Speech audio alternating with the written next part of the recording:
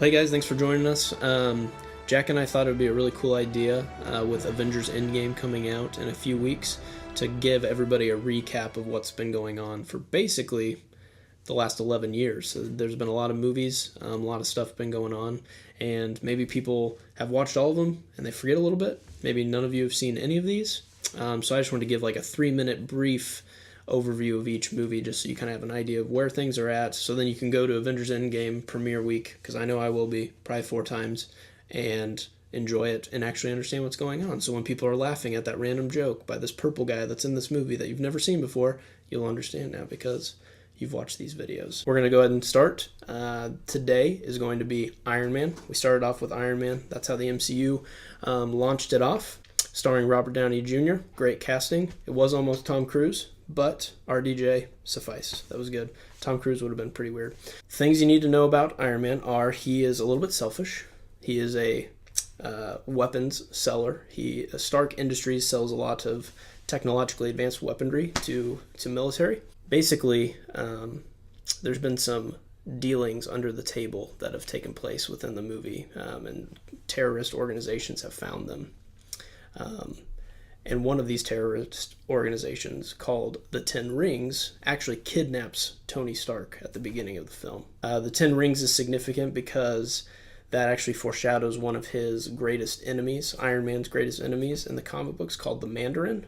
He wears 10 rings of power on his hands, and therefore he can use magical abilities and fight him. And so it's kind of cool. You get science versus magic, and they kind of clash throughout the comic books. But anyway, more on that later. He gets kidnapped and is forced to make weapons for this organization. And instead of doing that, he decides to make this thing called an arc reactor, which will end up being the power cell of the Iron Man suit. And he kind of tricks him a little bit along the way. But he also, when he was kidnapped, some shrapnel, an explosion went off. Basically, shrapnel kind of got into his chest and is kind of inching its way to his heart. And so he needs a magnet to kind of keep those things at bay. I don't know the science behind it. That's just what the movie said. So this arc reactor not only powers up his suit, but it actually keeps him from dying. He uses this arc reactor, creates the first version of the Iron Man suit. It's this big clunky steel, kind of looks like the Iron Giant, if you ever saw that growing up, but in a very small version.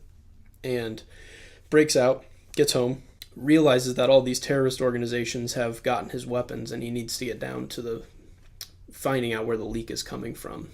Turns out that one of his co-workers, Obadiah Stane, who took over for him when he was kidnapped, and is actually dealing under the table with these organizations. So the movie progresses, but eventually they have to fight each other. And by this point, Obadiah has copied an Iron Man suit and kind of makes like a giant version of the first suit that he made.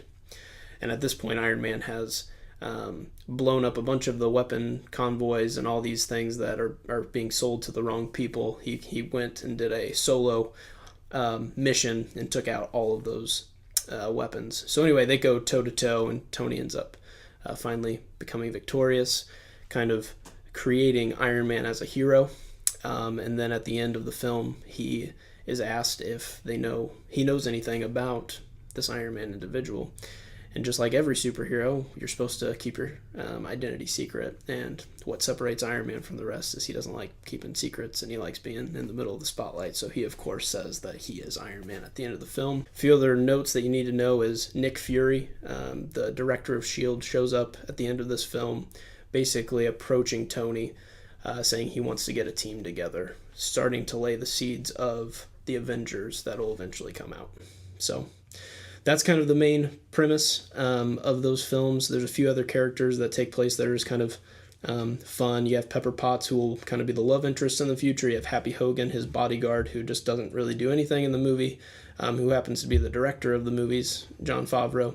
And then Phil Coulson, you get to meet him, everybody's favorite S.H.I.E.L.D. agent. He's also in the film. So that's really what you need to know about Iron Man 1. So tune in tomorrow. I think we're going to do Incredible Hulk for you then. So thanks.